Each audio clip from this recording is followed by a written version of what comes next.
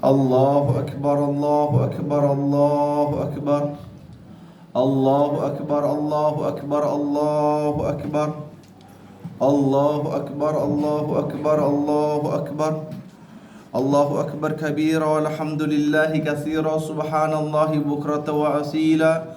La ilaha illallah wahdah wala la ilaha illallah wala La ilaha illallah wa la na'budu illa iyyah mukhlisina lahuddin walau karihal musyrikun walau karihal kafirun walau karihal munafiqun.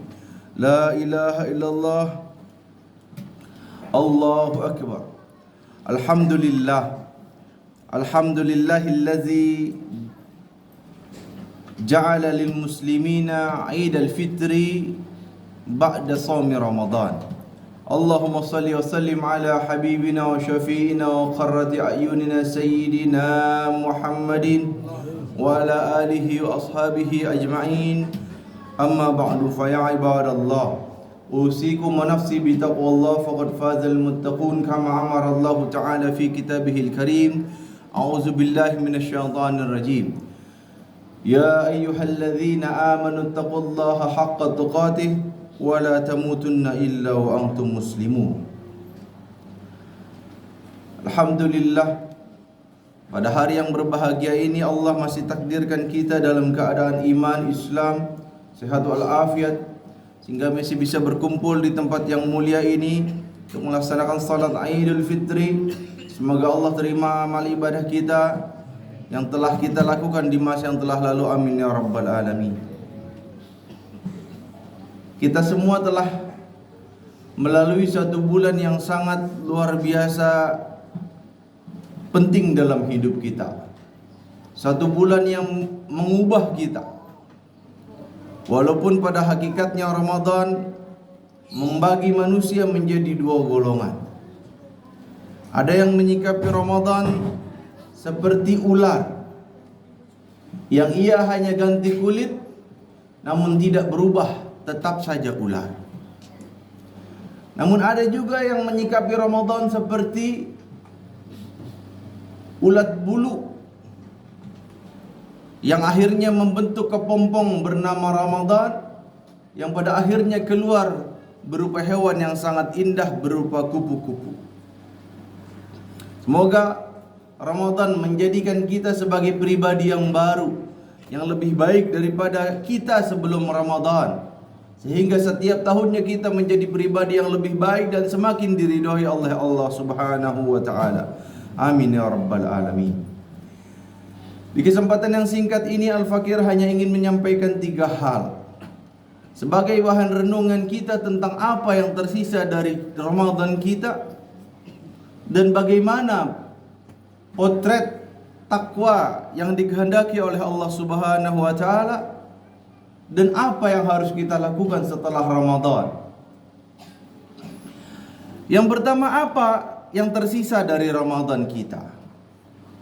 Tentu setiap ulama, setiap ustaz, setiap mubalik, setiap khatib telah mengingatkan kita semua bahwa puasa Ramadan walaupun telah berlalu masanya, tapi jangan sampai tidak membekas apapun dalam diri kita.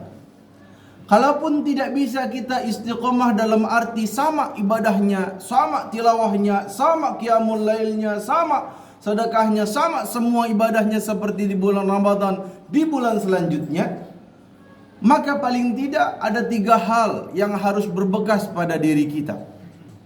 Yang pertama adalah kemudahan untuk infak fisabilillah. Rasulullah Muhammad SAW adalah orang yang paling pemurah di antara semua manusia di muka bumi ini.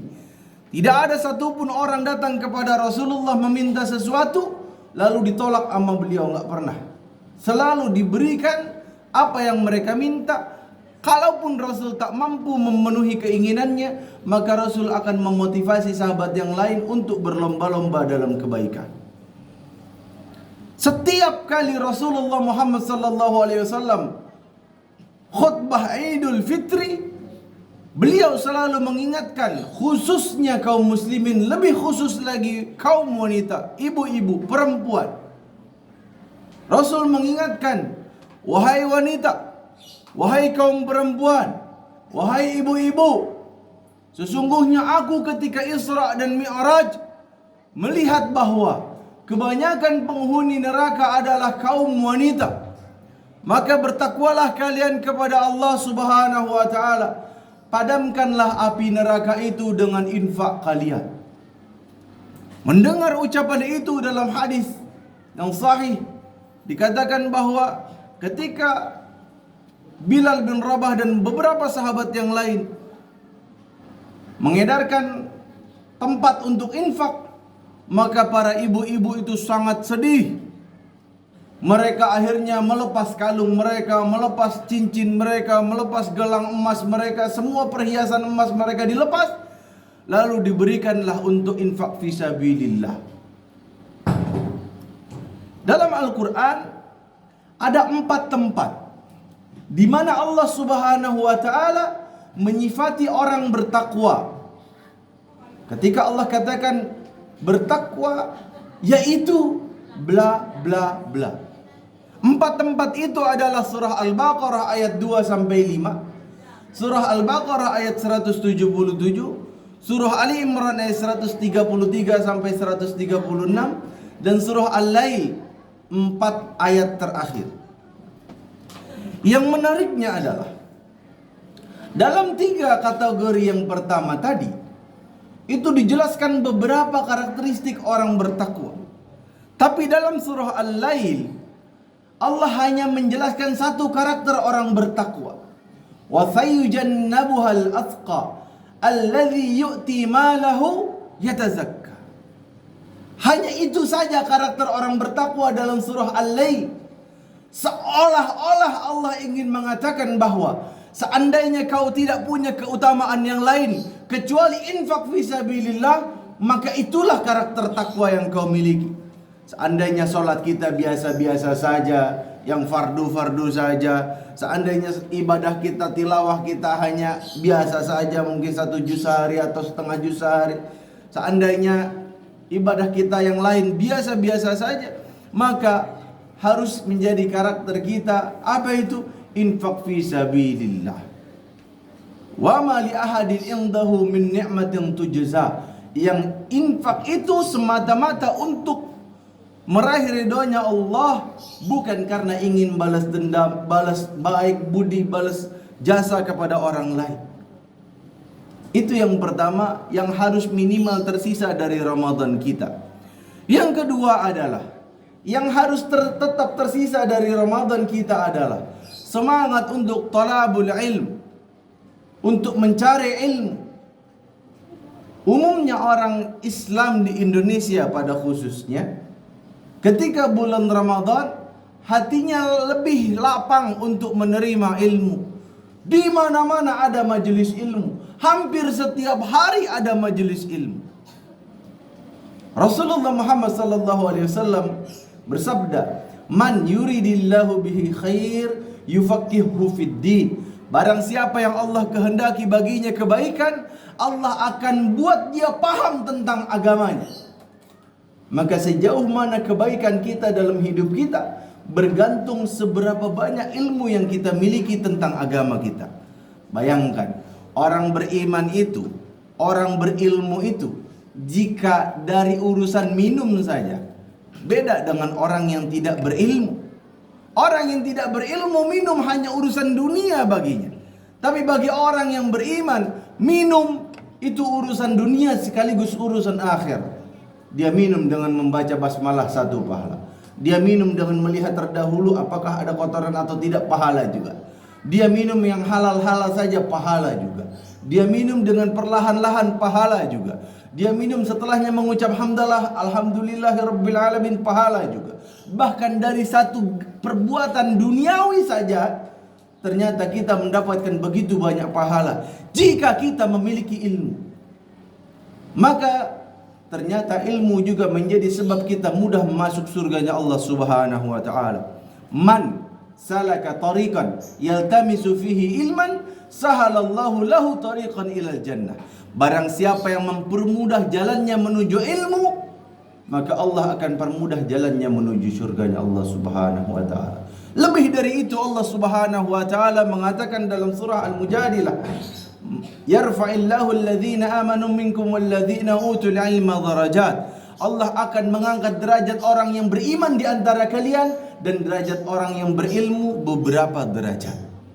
Maka ketika dalam musolah ini, alhamdulillah, ada banyak kajian ilmu. Ada kajian ilmu untuk bapak-bapaknya, ada untuk ibu-ibunya, ada untuk remajanya. Maka ini adalah kesempatan emas, raudhah min riyadil jannah. Kata Rasulullah Muhammad SAW, jika kalian melewati taman-taman surga, maka mampirlah kalian. Sahabat bertanya, apa itu taman surga ya Rasulullah? Taman surga adalah tempat di mana tempat itu dibacakan ayat-ayat Allah dan ada zikir kepada Allah Subhanahu wa taala. Begitu banyak taman surga, di antaranya adalah di Mushola Al-Hidayah yang kita cintai ini. Maka untuk semua bapak-bapak, saya ajak, saya serukan untuk memakmurkan mushola kita dengan ikut dalam salat berjamaahnya, ikut dalam kajian-kajiannya. Ibu-ibu juga ada kajiannya dalam setiap minggu, ada 2 atau 3 kali. Anak-anak juga ada. Apalagi anak-anak ini penerus risalah orang tua kita. Bahkan seorang ulama besar, Al-Imam Syahid Hasan Al-Banna, pernah berpesan khusus bagi pemuda. Wahai pemuda, dengarkan. Ayyuhas syabab, innama tanjahul fiqratu idza qawiyal imanu biha وتوفر الإخلاص في سبيلها وازدادت الحماسة لها ووجد الاستعداد الذي يحمل على التضحية والعمل لتحقيقها وتكاد تكون هذه الأركان الأربعة الإيمان والإخلاص والحماسة والعمل من خصائص الشباب لأن أساس الإيمان القلب الزكي والأساس الإخلاص الفؤاد النقي والأساس الحماسة الشعور القوي والأساس العمل العزم الفتي وهذه كلها لا تكون إلا لشباب ومنهن كان شبابا قديما أو حديثا في كل أمة إماض نهضاتها وفي كل نهضة سر قوتها وفي كل فكرة حامل راياتها إنهم فتية آمنوا بربهم وزدناهم هدى.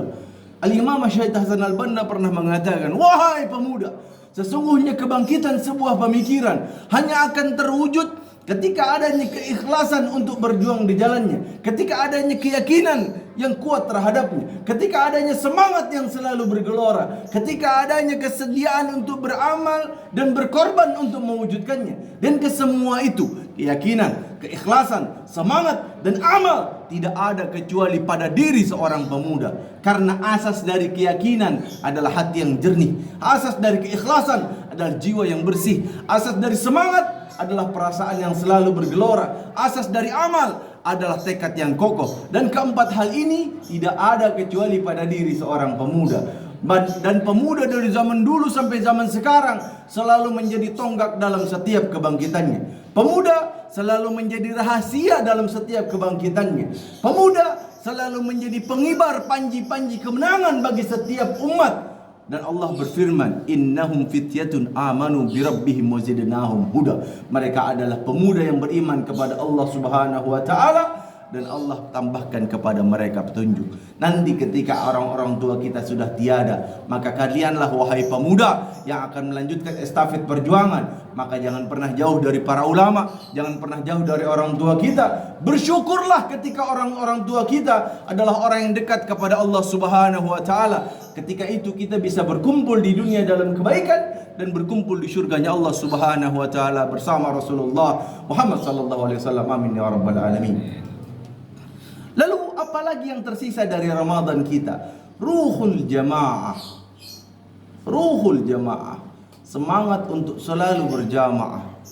Apapun ketika dilakukan berjamaah, maka dia punya efek kali yang luar biasa. Ketika kita zakat sendiri-sendiri, mungkin ada yang gak kebagian zakat. Tapi ketika zakat dilakukan dengan berjamaah, maka Amil melakukan pemetaan. Semuanya kebagian zakat. Orang-orang yang menjadi mustahik, orang yang berhak menerima zakat. Ketika kita salat sendiri-sendiri, pahalanya 1. Tapi ketika kita lakukan dengan berjamaah, pahalanya 27 dikali 25 dalam riwayat yang lain. Ketika puasa kita lakukan sendiri-sendiri dalam puasa sunnah Senin Kamis dan puasa sunnah yang lain, berat. Tapi ketika puasa dilakukan secara berjamaah dalam puasa Ramadan, ringan kita lakukan. Ketika amal saleh dilakukan dengan sendiri-sendiri menjadi kurang berkah, menjadi kurang kuat, menjadi kurang bersemangat, maka ketika dilakukan dengan berjamaah, maka itu mengundang berkahnya dari Allah Subhanahu wa taala. Kita jaga semangat kita dalam berjamaah dalam ibadah dan berjamaah juga dalam bersosial. Lalu apa potret dari orang yang bertakwa itu? Kita lihat dalam kisah perjalanan Nabi Yusuf alaihissalam. Secara singkat kita bisa katakan bahwa semua karakter orang bertakwa dicontohkan oleh Nabi Yusuf. Satu kisah yang dari awal sampai akhir bercerita tentang Nabi Yusuf dari awal sampai akhir sangat luar biasa. Ketika kita disebut nama Nabi Yusuf, yang ada di kepala kita cuma tampan ganteng. Padahal justru karena tampannya itulah Nabi Yusuf dihasad. Saudara-saudaranya iri sehingga membuatnya ingin membunuh Nabi Yusuf, sehingga membuatnya ingin membuang Nabi Yusuf, meletakkannya di bawah sumur, yang akhirnya Nabi Yusuf diangkat oleh saudagar dan dijual sebagai budak belian. Justru karena tampannya itulah Nabi Yusuf diganggu oleh istri raja. Istri raja. Ketika Nabi Yusuf sudah berumur agak dewasa, sudah dewasa Nabi Yusuf itu, lalu digoda oleh istri raja. Allah gambarkan itu dalam Al-Quran. Mereka tutup pintu-pintunya sehingga dalam ruangan itu cuma aja Nabi Yusuf dan istri raja. Dipaksa Nabi Yusuf untuk melayani nafsu bejatnya. Nabi Yusuf tidak mau. Diancam Nabi Yusuf tidak mau. Dikatakan Nabi Yusuf, jangan pernah kau khianat kepadaku. Saya tidak berkhianat. Jangan pernah kau tidak turuti kemauanku. Saya akan turuti kemauanmu. Tapi ini bukan kemauan yang dikehendaki oleh Allah Subhanahu wa taala. Bayangkan seandainya kita ada dalam posisi Nabi Yusuf, betapa luar biasa sulitnya menghadapi kondisi seperti itu. Qad hammat bihi wa hamma biha. Karena dalam kondisi itu Nabi sebagai manusia biasa, Nabi Yusuf juga punya keinginan. Sebagai manusia biasa, punya hasrat, punya syahwat juga. Tapi Nabi Yusuf tetap menahan hal itu agar tetap berada dalam ridhonya Allah Subhanahu wa taala. Nabi Yusuf kabur, lari dari perempuan itu. Dibuka pintu satu demi satu sampai ketika pintu terakhir, ternyata perempuan itu mendapati punggung Nabi Yusuf, ditarik bajunya sampai robek bagian belakangnya. Terbuka pintu terakhir itu, di depannya ada suami Zulaikha. Luar biasanya fitnah seorang perempuan yang satu ini adalah dia justru mengatakan bahwa apa yang akan engkau lakukan terhadap orang yang ingin berbuat buruk kepada istrimu, justru kau yang berbuat buruk kepada Nabi Yusuf. Dijebloskan Nabi Yusuf ke penjara. Bukan karena kesalahan Nabi Yusuf. Jadi bahwa yang namanya orang berbuat baik, memperjuangkan kebenaran, di penjara bukan barang baru. Bahkan di Indonesia zaman dulu ada ulama besar, ketua majelis ulama Indonesia pertama, dijebloskan ke dalam penjara tanpa persidangan, tanpa buk, dijebloskan beliau ke dalam penjara. Berbagai macam siksaan, berbagai macam tuduhan, berbagai macam fitnah dialamatkan kepada Buya Hamka. Sampai penguasa yang zalim itu akhirnya minta maaf di kemudian hari dan minta agar jasadnya disolatkan oleh Buya Hamka. Betapa luar biasanya Buya Hamka memaafkan dengan sangat mudah. Sahabat-sahabat Buya Hamka bilang, dia orang munafik, dalilnya begini dan begitu. Kata Buya Hamka, tidak. Yang tahu siapa yang munafik dan tidak hanya Rasulullah. Aku tidak tahu. Itu hanya dugaan kalian saja. Betapa bersihnya hati Buya Hamka. Itu zaman dulu awal-awal kemerdekaan. Zaman sekarang juga ada ulama yang dikriminalisasi. Habib Rizik, beliau dipenjara karena apa? Karena mengatakan alhamdulillah saya sehat. Bayangkan, hanya karena mengatakan alhamdulillah saya sehat, beliau dipenjara sampai bertahun-tahun. Kita semua sebagai orang beriman tahu akhir kisahnya, tahu kayak gimana nanti penguasa yang zalim itu. Maka hendaklah semua penguasa yang zalim berkaca pada sejarah. Jangan pernah mereka merasa bahwa mereka akan berkuasa selama-lamanya. Akan adanya watilkal ayyamu nudawiluha bainan nas.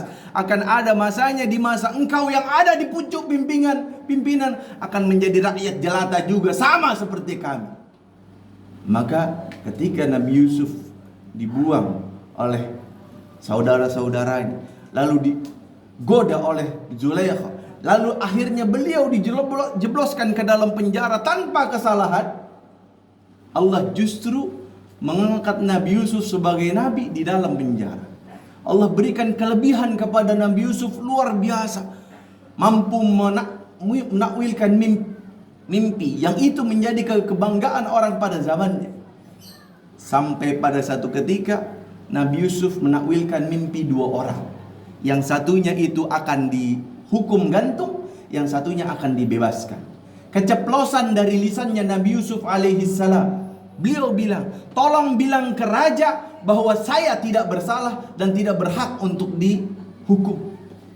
Nabi Yusuf menganggap bahwa ucapan itu adalah kesalahan. Nabi Yusuf menganggap bahwa perkataan itu adalah dosa, walaupun untuk ukuran kita biasa. Nabi Yusuf menganggap bahwa tidak pantas saya meminta sesuatu kepada manusia sementara aku mempunyai Allah Subhanahu wa taala. Beliau tangisi dosa-dosanya, dan itulah diantara karakteristik orang yang takwa. Dalam surah Ali Imran ayat 134-135, itu adalah orang yang jika dia terlanjur berbuat dosa atau menzalimi diri mereka sendiri, maka mereka segera beristighfar, memohon ampun kepada Allah Subhanahu wa taala. Orang bertakwa bukan malaikat. Orang bertakwa bisa salah. Orang bertakwa bisa terjerumus dalam dosa. Tapi orang bertakwa ketika dia terjerumus ke dalam dosa, dia segera sadar, minta ampun kepada Allah Subhanahu wa taala. Dia akui kesalahan dia. Dia menyesal karena pernah melakukan kesalahan itu, dan dia bertekad untuk tidak mengulanginya. Itulah yang kita sebut dengan taubatan nasuha. Lalu setelah kita tahu karakteristik orang yang bertakwa, apa yang harus kita lakukan setelah kita bertakwa? Allah Subhanahu wa taala berfirman dalam surah Ali Imran ayat 102, ayat yang sering didengar bapak-bapak dalam khutbah Jumat. Ya ayyuhalladzina amanu taqullaha haqqa tuqatih wa la tamutunna illa wa antum muslimun. Wahai orang-orang yang beriman, bertakwalah kepada Allah Subhanahu wa taala dengan sebenar-benarnya takwa, dan jangan kalian mati kecuali dalam keadaan beriman. Apa yang dimaksud sebenarnya takwa? Berzikirlah kalian, ingat kepada Allah, jangan pernah lupa kepadanya. Taatlah kalian kepada Allah, jangan pernah kalian bermaksiat kepadanya. Bersyukurlah kalian atas nikmat Allah, jangan pernah kalian kufur atas nikmatnya. Itulah hakikat dari takwa yang sebenar-benarnya menurut Rasulullah Muhammad SAW. Setelah kita bertakwa, apa perintah Allah? Ayat 103-nya. Waqtasimu bihablillahi jami'an wa la tafarraqu. Berpegang teguhlah kalian kepada tali agama Allah, jangan pernah kalian bercerai-berai. Jangan hanya karena penetapan 1 Ramadan beda antara Muhammadiyah, pemerintah, NU dan ormas-ormas lain, lantas akhirnya kita bercerai-berai. Jangan. Kiai Haji Hashim Asy'ari rahimahullah pernah berpesan dengan sebuah pesan yang sangat luar biasa gemilang. Apa kata beliau? Jangan sampai perbedaan pendapat di antara ulama dijadikan sebab permusuhan dan perpecahan. Karena jika itu terjadi, maka itu adalah kejahatan besar, kata beliau. Itu adalah kejahatan besar yang dapat menghancurkan bangunan masyarakat dan menutup pintu kebaikan di penjuru mana saja ia berada. Allah karim.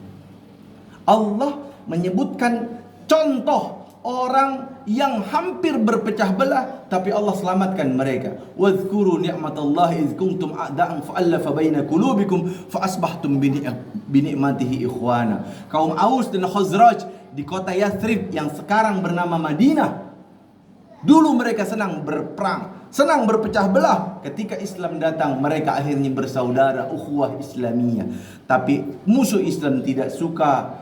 Apa yang mereka lakukan? Dikompor-komporinlah dari suku Aus, dikompor-komporinlah dari suku Khazraj. Akhirnya mereka bangkit kemarahan mereka, bangkit asabiyah, fanatisme jahiliyah mereka. Lalu Rasulullah Muhammad SAW lari berkata kepada mereka dengan perkataan yang sangat menggetarkan hati kita. Apa kata Rasulullah? Apakah kalian akan kembali kepada kekafiran kalian sementara aku masih ada di tengah-tengah kalian? Jangan pernah kita berpecah belah hanya karena perbedaan pendapat di antara ulama. Kita ikuti ulama yang kita jadikan rujukan, Majelis Ulama Indonesia dan seterusnya dan seterusnya. Tapi jangan sampai menyebabkan kita berpecah belah karena perbedaan pendapat dari orang yang mungkin memilih pendapat yang berbeda dengan yang kita pilih. Selanjutnya setelah kita bersatu, Allah perintahkan kita untuk berdakwah. Wal takum minkum ummatu yad'una ilal khair wa ya'muruna bil ma'ruf wa yanhauna 'anil munkar wa ulaika humul muflihun. Dan wajib bagi kalian untuk mendakwahi orang, untuk berdakwah, mengajak orang kepada kebaikan. Yuk ngaji, yuk kita ke masjid, yuk kita ke mushola, yuk kita belajar ilmu, yuk kita belajar membaca Quran. Itu namanya dakwah. Wa ya'muruna bil ma'ruf, mengajak manusia kepada kebaikan. Tong, lu udah akil balik, wajib lu salat, enggak boleh lu ninggalin salat. Amar ma'ruf. Nahi mungkar. Pemuda-pemuda, jangan pernah kalian pacaran, karena pacaran adalah kemaksiatan, baik dari awal sampai akhirnya. Itu namanya nahi mungkar. Lalu, apa balasan Allah bagi orang yang melakukan semua itu? Balasan Allah adalah wa ulaika humul muflihun. Mereka itulah orang yang beruntung. Semoga Allah jadikan kita semua sebagai orang yang beruntung, baik itu di dunia maupun di akhirat. Aqulu qouli hadza wa astaghfirullah li wa lakum wa li sa'iril muslimina wal muslimat fastaghfiru innahu huwal ghafurur rahim. Allahumma salli wa sallim ala sayyidina Muhammad wa ala ali sayyidina Muhammad. Allahu akbar, Allahu akbar, Allahu akbar, Allahu akbar, Allahu akbar, Allahu akbar, Allahu akbar, Allahu akbar kabira walhamdulillahi katsira subhanallahi bukrata wa asila. La ilaha illallah wahdah sadaqa wa'dah wa nasara 'abdah wa 'azza jundah wa hazama al-ahzaba wahdah. La ilaha illallah wallahu akbar. Alhamdulillahillazi arsala rasulahu bil huda wa dinil haqq liyudhhirahu 'ala ad-dini kullihi wa kafa billahi shahida. Asyhadu an la ilaha illallah wa asyhadu anna Muhammadan 'abduhu wa rasuluhu la nabiyya ba'dahu al-mab'utsur rahmatan lil 'alamin.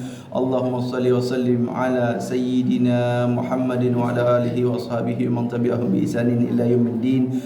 Amma ba'du fa ya ibadallah, usikum wa nafsi bi taqwallah faqad fazal muttaqun kama amara Allah ta'ala fi kitabihil karim. Ya ayyuhalladzina amanu taqullaha wal tanzur nafsum ma qaddamat lighad wattaqullaha innallaha khabirum bima ta'malun. Innallaha wa malaikatahu yusalluna 'alan nabi ya ayyuhalladzina amanu sallu 'alaihi wa sallimu taslima.